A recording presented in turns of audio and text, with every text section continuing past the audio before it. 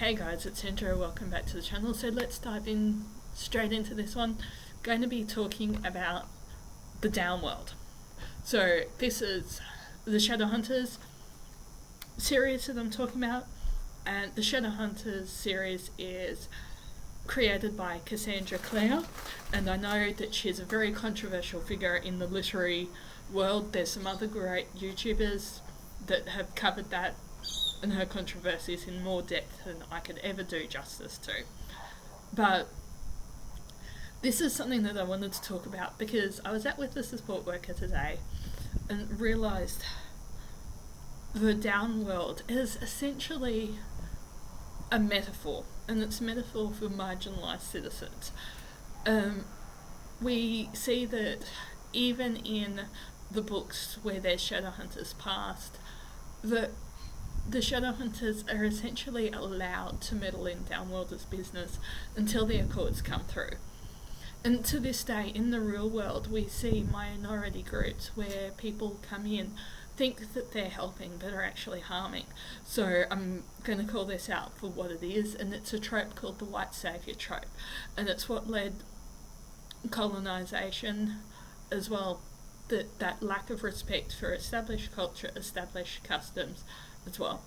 And so this, I've just realised, is why the Downworld believe in the Accord so much, because I'm now starting to see where the phrase "the law is hard but it is the law" comes from, is that it gives the Downworlders autonomy to live their own life, and especially in people with a disability that don't have that freedom of decision. There's what they call scaffolding put around their life.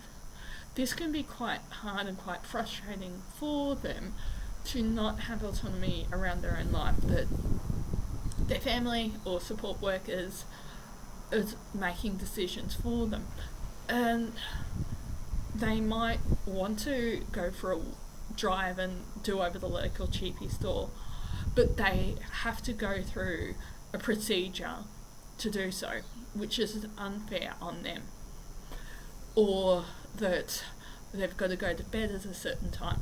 And this is where I see a really great representation in the Downworld as well, of them having to put up with what the Shadowhunters dish out to them. This is where I see a massive problem with, and I'm glad that it was addressed in the show through Magnus, about the time of Angels.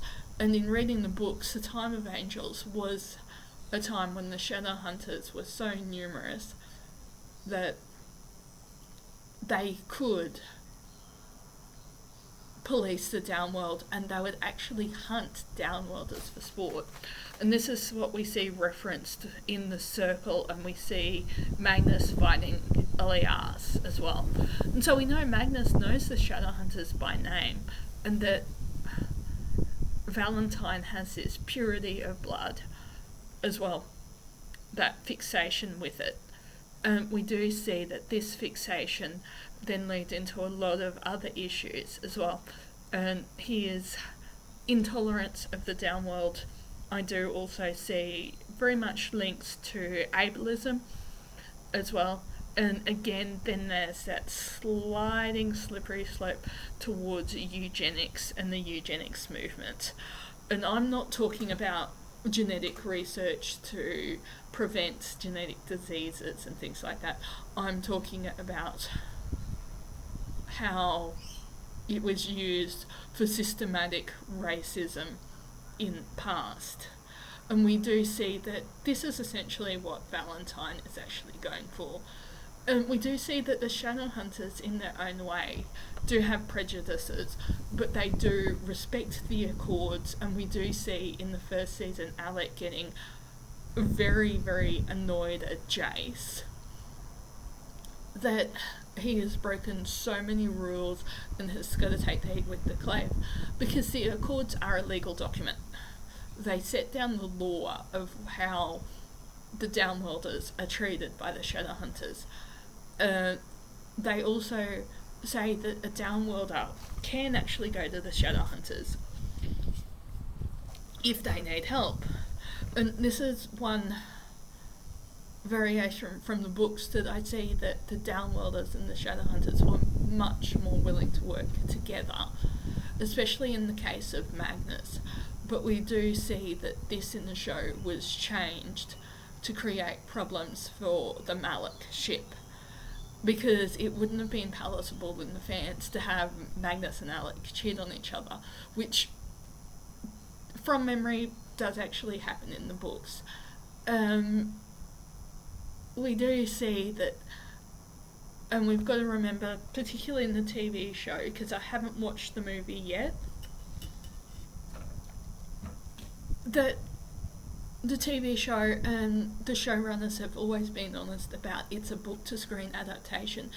It is a different format, and there are things in the books that wouldn't translate on screen, that had copyright issues that they had to deal with. They had licensing issues that they had to deal with as well as time constraints and budget constraints, as well as ratings. And so the time constraints was obviously filming, ratings was with Constantine films, and then Netflix as well coming on board. And then we all know, unfortunately, it was cancelled due to all parties not being able to come to a commercial agreement around funding, because a fantasy TV show is quite expensive to make as well, because there's a lot of artistry that goes into it. So you've got your stunts, you've got your special effects, you've also got your script writing as well to make the world and the dialogue look believable. However, that being said, getting back to the Downworlders have demon blood, and so this makes sense that Valentine would be opposed to the Downworlders. We do also see that Valentine is very, let's say, unhinged, doesn't like the Accords, because he believes that the Shadowhunters should have power over the demon world. And we also do see him manipulate Jace, both in the books and in the show. This shows how off balance Magnus is.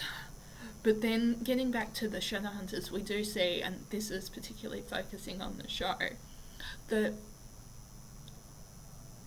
when they go on the quest to get Clary's memories back, so I know I'm jumping all over the place here, I'm talking about season 1 of the show that was produced by Freeform, that when they go on the quest to get Clary's memory back, we see that Isabel was doing surveillance of the Downworlders and picked up a flyer for a party that Magnus was hosting.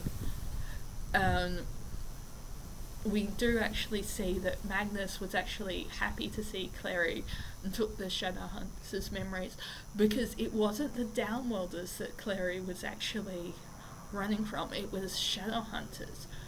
And we do see that Magnus is set up to be a questionable character, and we don't learn his true intentions until we have Hodge saying that he has a deep mistrust of Shadowhunters. And if you've read the books, you would understand that was because Magnus was one of the Downworlders with Camille Bellecourt, pushed for the first Accords. We also saw the fallout of the Cold Peace as well, and we also see him suffering the effects of the Warlock sickness, where Malcolm Fade poisoned the ley lines as well. And we also see, and I wish we saw more of him, and they answered in the world, and if we ever get a reboot, I'd love to see them answer where do the Warlocks go? Do they actually die, or do they go to the Hell Realms? Because the Warlocks are immortal. Do their soul ever die? But we see Ragnarfell talking about that night, because a lot of people assume it was Tessa's party, but it to me it looks to be a book to screen reference of Magnus attending the ball of the signing of the first Accords. And we hear that the Accords are renewed to reflect culture every 10 years. So this is where we do see it being a legal system, and often legal systems aren't fit for purpose and need to be reviewed to fit the current culture and thinking. And so this is where I see the Accords and the Downworlders really respecting those as well. And if you've read the books, you'd have the shadow markets as well that move from place to place. The shadow markets is what I'll talk about next, and I've got back into reading Chain of Gold, so I'll do that video. And guys, it's nearly the new year in my area, so please have a safe and happy new year. And guys, please like, share and subscribe, and you can also follow me over on my other channel. You can find me at Instagram and Facebook, and over at Blogger as Annie in Wonderland. So guys, be safe, and I'll see you in the next video.